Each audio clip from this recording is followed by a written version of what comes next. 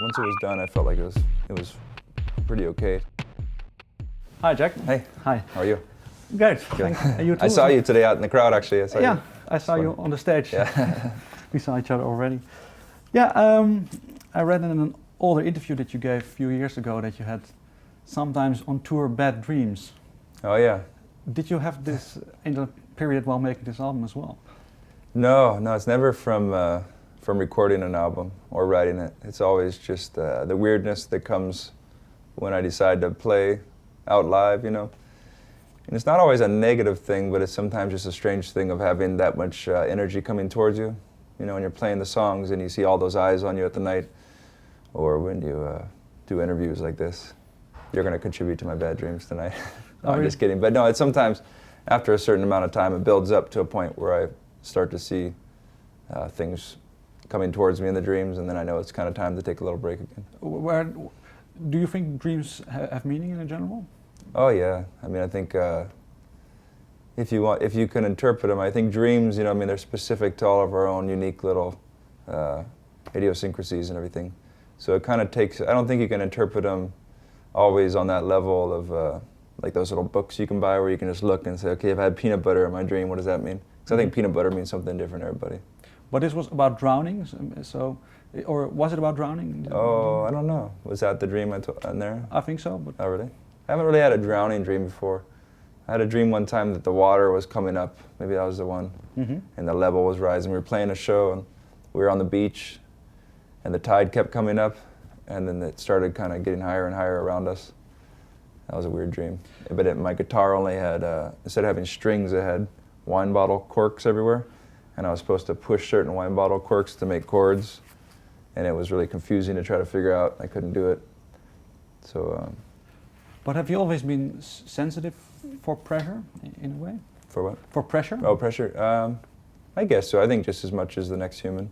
You know, pressure can affect everybody, but it, I don't know. Hard to know, and you're only inside your own body, so it's hard to tell if I'm more sensitive than others to it.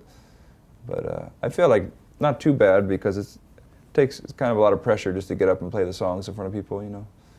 I think if I caved in too quickly, I probably wouldn't have kept doing it because it definitely takes some getting used to getting up in front of an audience and doing the songs. Was there a moment in your musical career that you thought of maybe this is going too far for me? Oh yeah. Yeah, quite a few moments that I thought it was probably going too far. Can you recall one? Well, there was one time in a place called Cincinnati that I was playing a show where we didn't have a sound guy yet, you know, on the side of the stage to help us. It was pretty early on, but things were getting to a point where we were playing a big festival. And up on stage, the monitors, the speakers have faced back towards you, were making this woo noise the whole time, and the guy couldn't get rid of it. And we were supposed to play our songs and trying to find the pitch of each song while you still had this woo noise going in a different key, you know. And I felt like I sang the whole set out of key, and it was hard to be struggling so hard in front of that many people trying to have a good time. You're trying to help them have a good time, but you're trying to play music under these circumstances that don't really let you feel musical. There's just little times like that, you know, where you come off stage so drained from all the pressure of all those things added up that I definitely would consider whether I could keep doing it or not.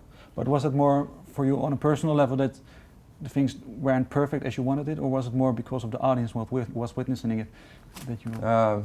Yeah, probably a little of each. I think if it was just in the practice room that was happening, we just would have turned off and, you know, figured it out or just practice later or something. Whereas you don't have that option in front of an audience. You're kind of trying to entertain as you're trying to work out a problem. You know, it's just not real easy. But I mean, that's just the first thing that popped in my head. It wasn't all that bad. We carried on. But I think with this whole thing, it goes through waves of self-doubt of whether or not we should even put an album out and things like that. You know, it's like some days you wake up and the new album feels great. Other days you wake up and you kind of want to start over, wonder if the songs are worth putting out at all. Did you have that for this album as well? Yeah, definitely. Not once it was done. Once it was done, I felt like it was pretty okay. Some days it felt really good. Some days it felt at least worth putting out. But as the process of recording it, when I wasn't finished with the thing yet, there was times of, not in some real negative way, but just, again, just thinking, well, maybe we should just can it for a while and we'll take a few more months down the line, we'll start over. There's always that for me with this stuff, I think.